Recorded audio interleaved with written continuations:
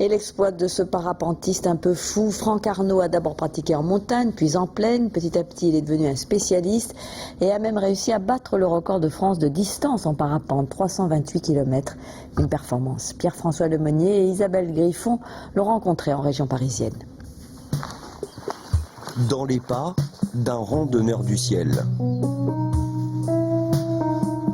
Voilà, alors ça c'est un de nos sites de décollage favoris. Puis vous pouvez voir qu'on n'est pas embêté par le monde. Oubliez l'idée que le parapente ne se pratique qu'à la montagne, que le vol ne dure que quelques minutes. Le truc magique, c'est que nous, on monte. Donc on peut décoller d'une petite butte comme ça, là, qui fait 50 mètres de dénivelé.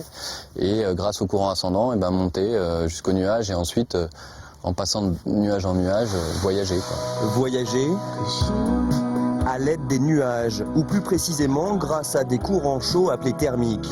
Car ce sont eux qui permettent aux parapentistes de s'élever et de progresser dans les airs. La difficulté est de savoir les repérer. À ce jeu-là, Franck Arnaud est le meilleur. Il y a 15 jours, il l'a prouvé en parcourant 328 km, des Yvelines en passant par la Loire, pour atterrir près de l'océan Atlantique. En tout, 9 heures de vol. Un peu à l'image des surfeurs qui recherchent la vague ultime, le parapentiste, lui, traque le ciel idéal, bleu, parsemé de nuages. Dans sa chambre, Franck Arnaud passe d'avril à septembre 1 heure par jour sur des sites de météo à décortiquer par exemple l'arrivée de masses d'air froide en altitude ou encore l'orientation et la vitesse des vents.